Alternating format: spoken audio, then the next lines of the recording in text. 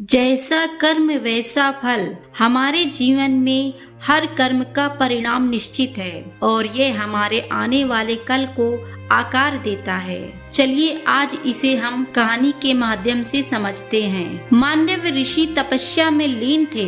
उधर से कुछ चोर गुजरे। वे राजकोष लूट कर भाग रहे थे। लूट का धन भी उनके साथ था। राजा के सिपाही उनका पीछा कर रहे थे। चोरों ने लूट का धन ऋषि की कुटिया में छिपा दिया और स्वयं भाग गए। सिपाही जब वहां पहुँचे तो चोरों की तलाश में कुटिया के भीतर गए। चोर तो नहीं मिले पर वहाँ रखा धन उन्हें मिल गया। सिपाहियों ने सोचा कि निश्चित ही बाहर जो व्यक्ति बैठा है वही चोर है। स्वयं को बचाने के लिए साधु का वेश बनाकर तपस्या का ढोंग कर रहा है। उन्होंने ऋषि को पकड़ लिया और राजा के सामने ले गए। राजा ने भी कोई विचार नहीं किया और ना ही पकड़े गए अभियुक्त से कोई प्रश्न किया और सूली पर लटकाने की सजा सुना दी। मांडव्य ऋषि विचार करने लगे कि ऐसा क्यों हुआ, ये उन्हें किस पाप की सजा मिल रही है। उन्होंने अपने जीवन का अवलोकन किया, कहीं कुछ नहीं मिला। फिर विगत जीवन का अवलोकन किया। देखते देखते पूरे 100 जन्म देख लिए पर कहीं उन्हें ऐसा कोई कुछ नहीं दिखाई दिया जिसके परिणाम स्वरूप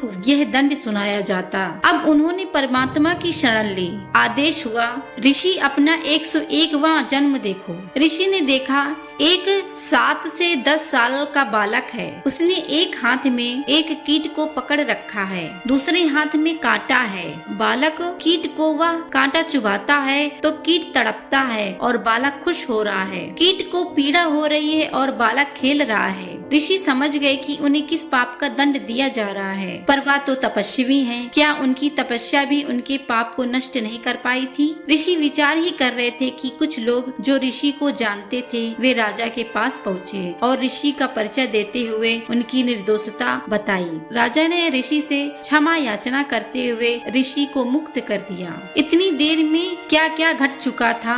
भगवान का न्याय कितना निष्पष्ट है, कितना सूक्ष्म है, इसे तो ऋषि ही समझ सकते हैं। मन ही मन कीट से क्षमा याचना करते हुए वे पुनः अपनी तपस्या में लीन हो गए। तो देखिए दोस्तों, कर्मों का फल कैसे मिलता है।